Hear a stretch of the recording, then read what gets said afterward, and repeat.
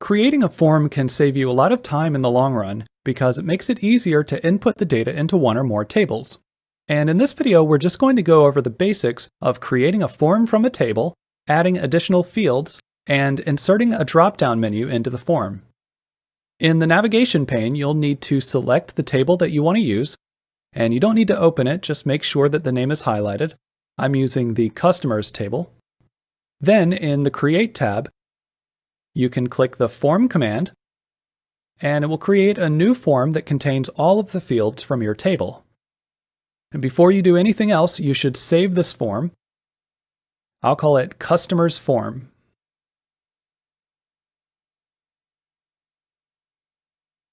Sometimes your form will include a subform. Access will create one of these if your table is linked to another table. For example, here our Customers table is linked to the Orders table, so the subform will include a list of any orders that the customer has placed.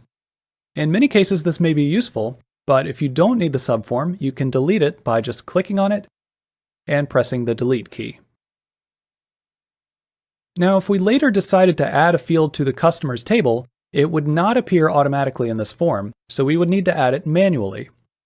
To do this, you can select Add Existing Fields from the Design tab, and this will open up the field list, which shows all of the fields from this table. You can just double-click a field to add it to the form, or if you want to add a field from a different table, click Show All Tables, and then locate the table and field that you want. But for now, we have all of the fields that we need, so I'm just going to close this pane. With some fields, you may want to add a drop-down menu, which Access calls a combo box. This can make the form easier to use because the user can just click on the value that they want. I'm going to create a combo box for the Add to Mailing List field. In the Design tab, find the Controls group and select the Combo Box command. Then you can just click on the form where you want it to go. The Combo Box wizard will open up, and if you have a long list of values, then you can click the first option to pull the values from a table or a query. But I'm going to select the second option so that I can type the exact values that I want. Here you can type in each value, and in most cases you'll just use the first column. I'm typing 3 different values, and I'm pressing the Tab key after each one to go to the next row.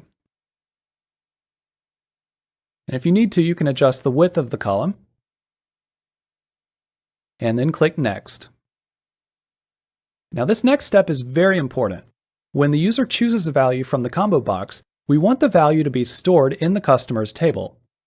We'll need to select the second option and pick the field that we want.